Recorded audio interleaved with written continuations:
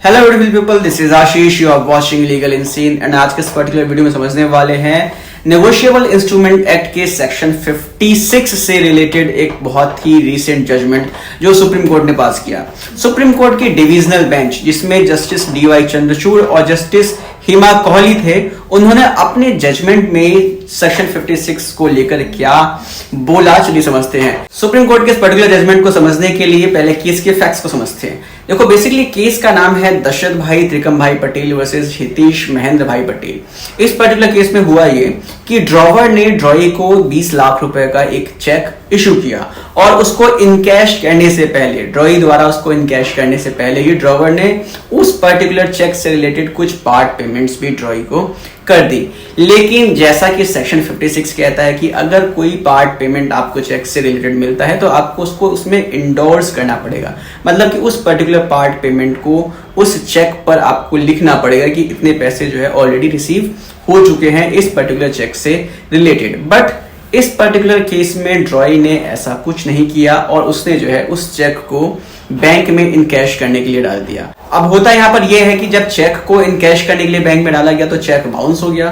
तो इस particular situation में ड्रॉई ने ड्रॉवर को सू किया कि उस पर्टिकुलर चेक का पेमेंट जो है ड्रॉवर ने उसको नहीं किया है। अब यहाँ पर सुप्रीम कोर्ट के जजमेंट के बारे में समझते हैं कि जजमेंट में सुप्रीम कोर्ट ने क्या बोला। सुप्रीम कोर्ट ने बोला कि नेगोशिएबल इंस्ट्रूमेंट एक्ट के सेक्शन 56 के अकॉर्डिंगली अगर आपको चेक से रिलेटेड कोई भी पार्ट पेमेंट मिलता है तो आपको उसको चेक में इंडोर्स करना कंपलसरी है, और अगर आप ऐसा नहीं करते हैं तो ड्रॉवर को आप सू नहीं कर सकते हैं। नेगोशिएबल इंस्ट्रूमेंट एक्ट के सेक्शन 138 के अकॉर्डिंगली किसी भी व्यक्ति को सिर्फ लीगली इन्फोर्सेबल डेट के लिए ही सू किया जा सकता है।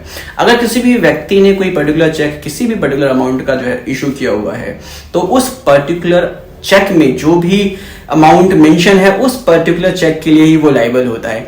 अगर वह व्यक्ति उस चेक से रिलेटेड कोई पार्ट पेमेंट करता है तो उस पार्ट पेमेंट को भी उस पर्टिकुलर अमाउंट में से घटाना होगा, और इसके लिए जो है ड्रॉई को वो पर्टिकुलर पार्ट पेमेंट जो है उसको इंडोर्स करना पड़ेगा उस चेक में। अगर ड्रॉई ऐसा नहीं करता है तो वो बिल्कुल भी ड्रॉवर को सू नहीं कर सकता पूरे के पूरे अमाउंट के लिए। So basically negotiable instrument act के सेक्शन 56 के अकॉर्डिंगली अगर कोई व्यक्ति कोई पर्टिकुलर चेक इशू करता है और उस चेक से रिलेटेड अगर कोई वो पार्ट पेमेंट करता है तो उस पर्टिकुलर पार्ट पेमेंट को भी इंडोर्स करना जरूरी है इनकैश करने से पहले। और अगर ड्रॉई उस पर्टिकुलर अमाउंट को इंडोर्स करने से पहले उस चेक को इनकैश करने के लिए बैंक में डाल देता है तो ये गलत है, और इस पर्टिकुलर सिचुएशन में ड्रॉवर को उस पर्टिकुलर टोटल अमाउंट के लिए लायबल हेल्ड नहीं किया जा सकता, क्योंकि उसने ऑलरेडी पार्ट पेमेंट किया हुआ है और जितना अमाउंट बचता है सिर्फ उसी के लिए वो लीगली लायबल है पे करने के लिए। सुप्रीम कोर्ट की डिवीजन बेंच ने अपने जजमेंट में इसी चीज को इन्फोर्स करते हुए बोला कि लायबल नहीं हो सकता है ड्रॉवर अगर उसने कोई पार्ट पेमेंट कर दिया है तो पूरे चेक के लिए वो लायबल नहीं हो सकता है।